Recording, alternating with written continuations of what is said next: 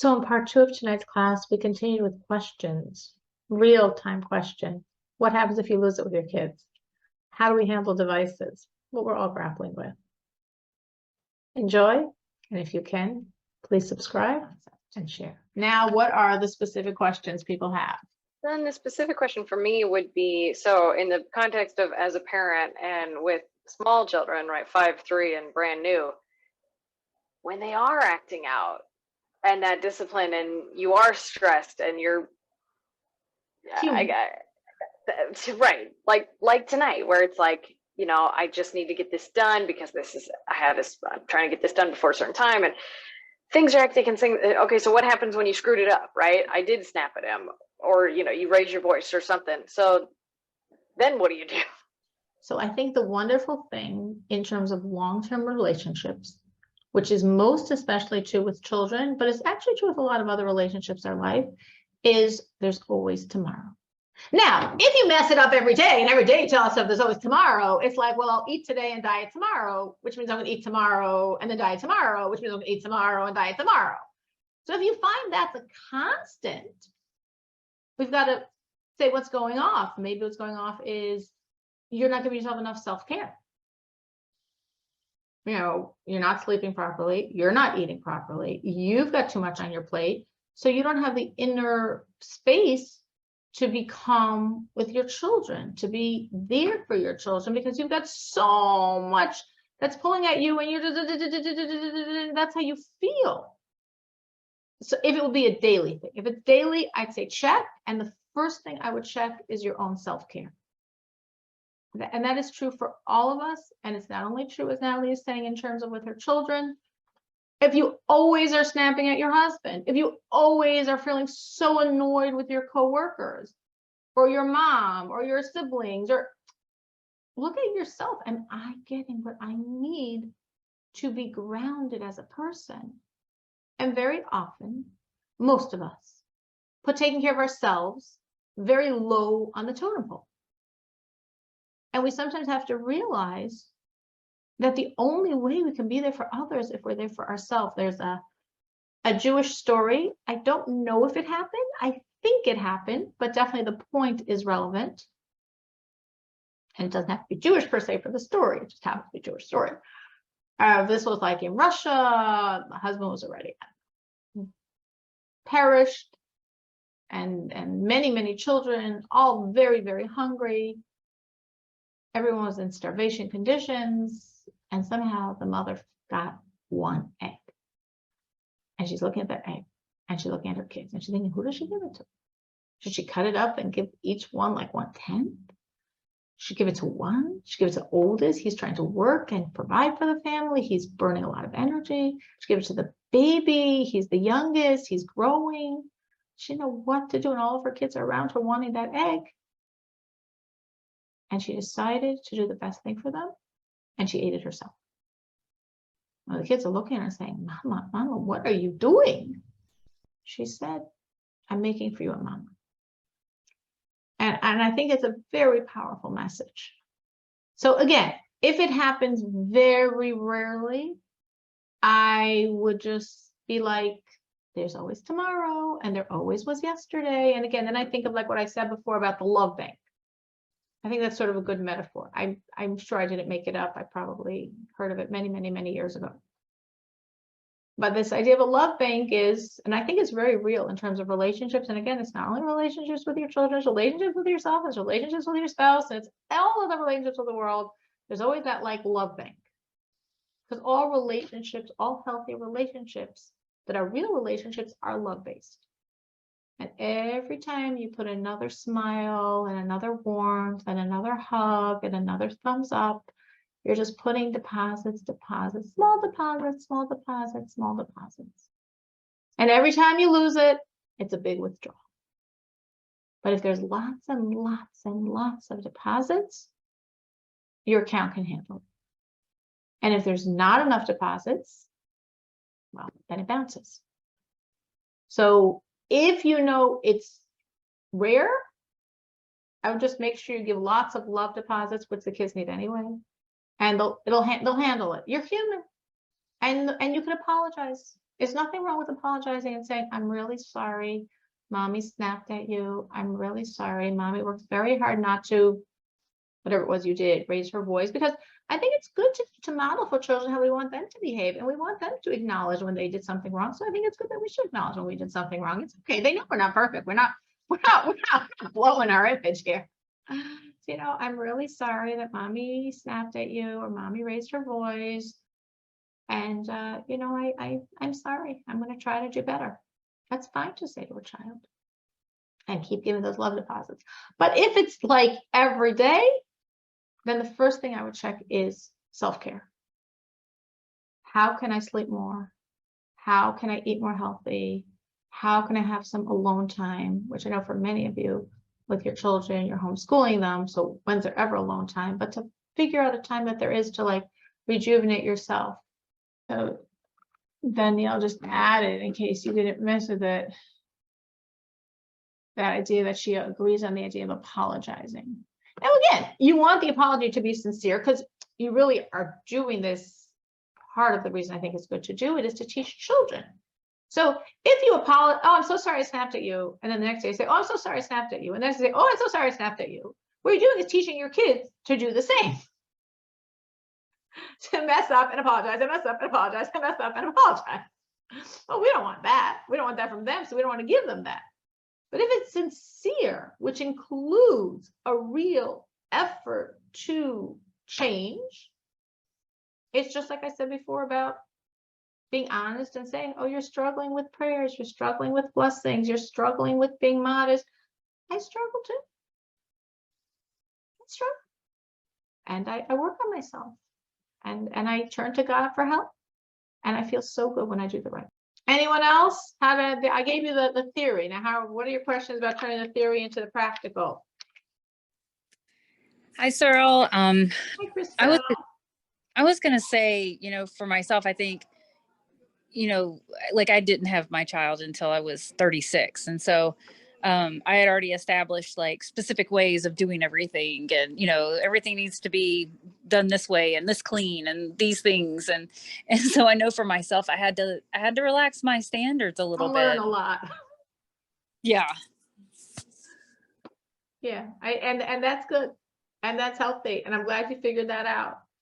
And that could go back to what I was saying when I spoke about self-care. I think what you're raising is this idea of unrealistic expectations, which maybe are realistic if you're just alone in an apartment. You can keep it as clean as you want. You can go to bed when you want. You can wake up when you want. You could have that. And thank God when there's other people living with you. And again, that also applies to marriage. And also applies to other relationships. Suddenly it's not just us, and the expectations have to shift. And then when it's children, big time, because children are not just like these tiny little adults. They're just going to fall in line with us. So yes, definitely going back to what Natalie said about finding your snapping. That's another question, and that in my head would go under the self-care, but it's another aspect of it. Are my expectations unrealistic? Now, sometimes, of course, there's the rare situation like your mother-in-law is coming for a visit, and no, she doesn't live in the same city, so she doesn't normally see your mess. So for the 3 days she's there, you want to put on a show that your house is perfectly spotless. Or you always serve nice meals and at like 5:30 in the evening. Well, okay, if it's real, it's great. If it's a show, it puts a lot of strain on you. So, you're going to be more stressed, you're going to be more tense, and you just have to sort of ask yourself, is it worth it? And if you say it is worth it, then you just have to try in other ways to put in a lot of love, because you're going to be just more stressed. Or you might say, you know what, it's not worth it. It's okay. I'm already married. I have kids. So she's going to find out I'm not the most perfect housewife, and supper's a little late, and it's not so balanced, and it's not so healthy. It's okay. It's okay. But yeah, I think what Christelle is saying is definitely one of the contributing factors why people don't treat other people the way in theory they want to. And children are people. And sometimes it just comes from the enormous pressures we put on ourselves to a standard of perfection that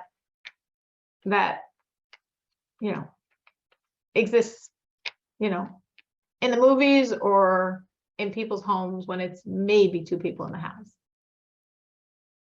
So thank you for that insight. Anyone else? Anyone else that have something they'd like to ask or add?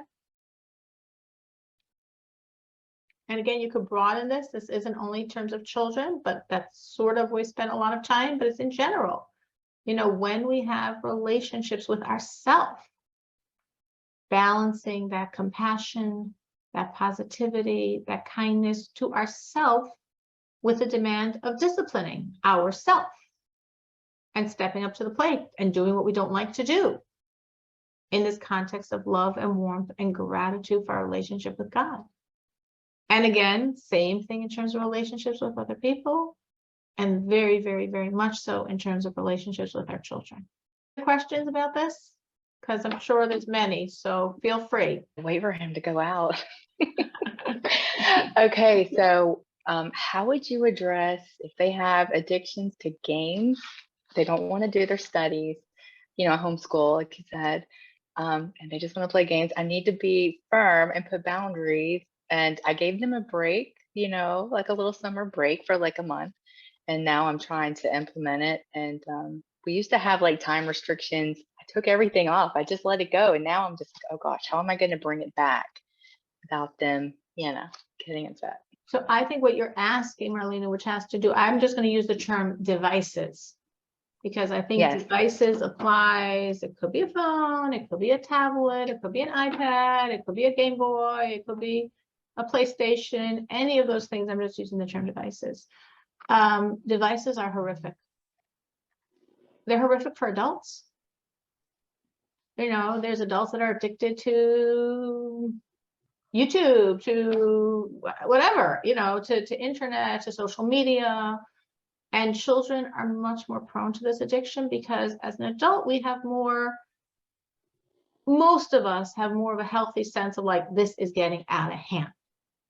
And there's enough adults that say Facebook is taking up way too many times, delete, you know, WhatsApp, YouTube, just, I can't do this. I'm ruining my life. Or I said, someone recently told me, you know, she got, oh, and then suddenly it's 3 a.m. and she's like, that's it. She can't live like that. So I think an adult, a healthy adult, has more of a healthy sense of like, this is taking me over. I don't want a thing to take me over. So I have to stop because I can't control it properly. And children don't have that. So my general feeling with devices, and again, obviously it depends on the age of the child, but if we're not, you're talking about 18-year-olds, my general sense with devices is you don't want your kids to have any. And if they have, you want to get rid of it. And if you can't get rid of it, you want it so filtered and so time locked, and with some time lock that has nothing to do with you. It's just, that's it. It was whatever we agreed on, half an hour a day, 20 minutes a day, 40 minutes a day, an hour a day.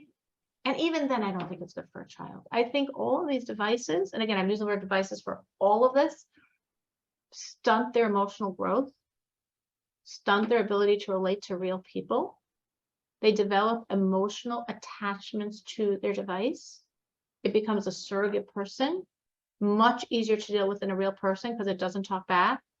It's not disloyal. It always likes you. It's always there for you. So it's so unhealthy. Of course, then if you would add the spiritual dimension, then you compound the issue. So I have personal story. So I was very, very careful in my house, like no internet, nothing, no devices, you know, I think it was on my cell phone. And then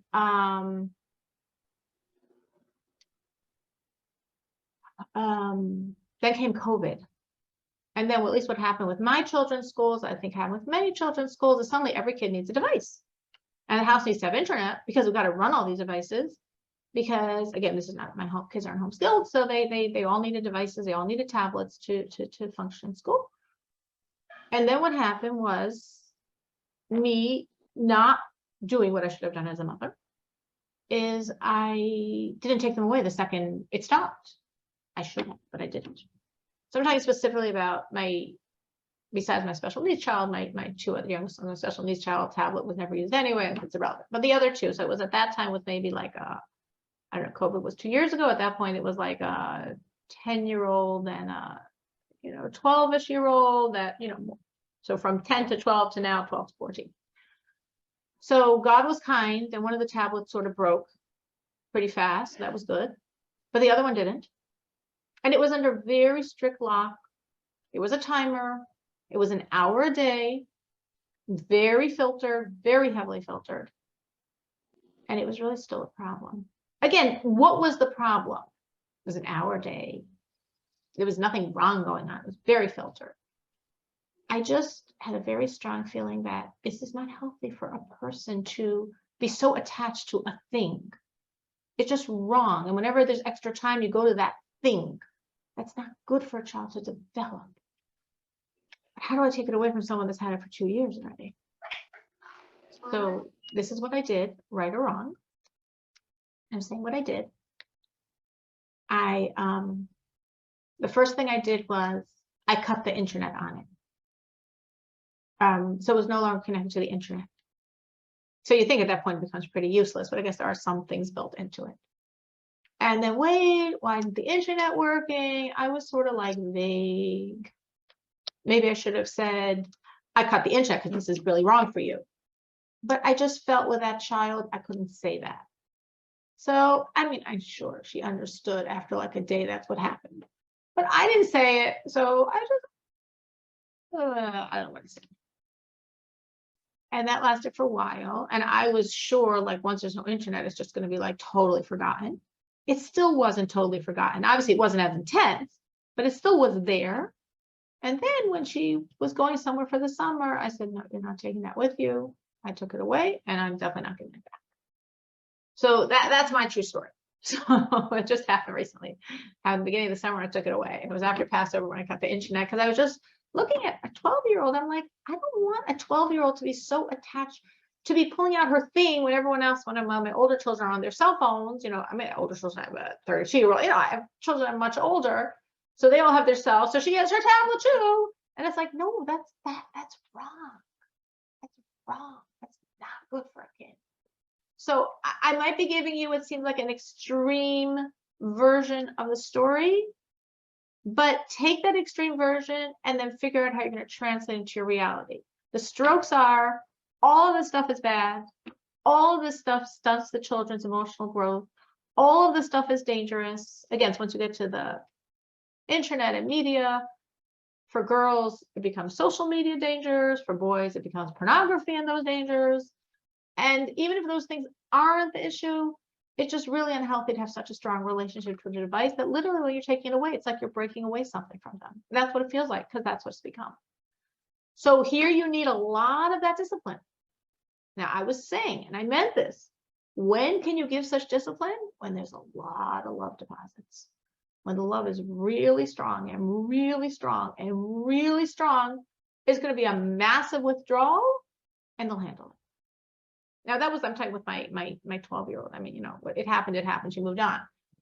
I've had this struggle with my older boys in terms of their cell phones, in terms of filters, time, taking it away. I've gone all that road with them, and I'm very, very tough.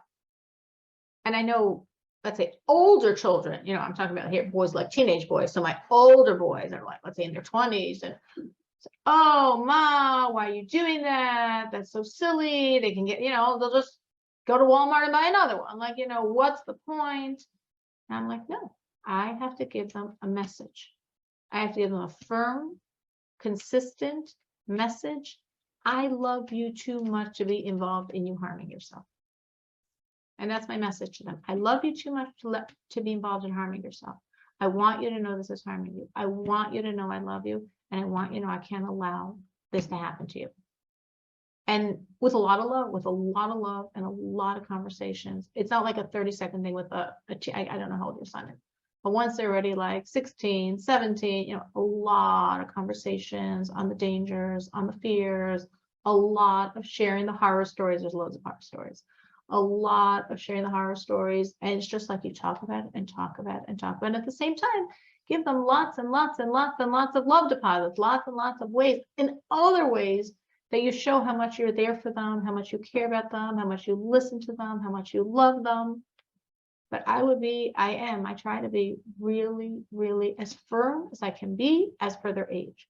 Once they hit a certain age, you have to sort of change and it makes more discussion. But that's like when they're like, 19, 20-year-olds. Danielle raised another question. How do you do that with your children when us adults use them so often? So that's a great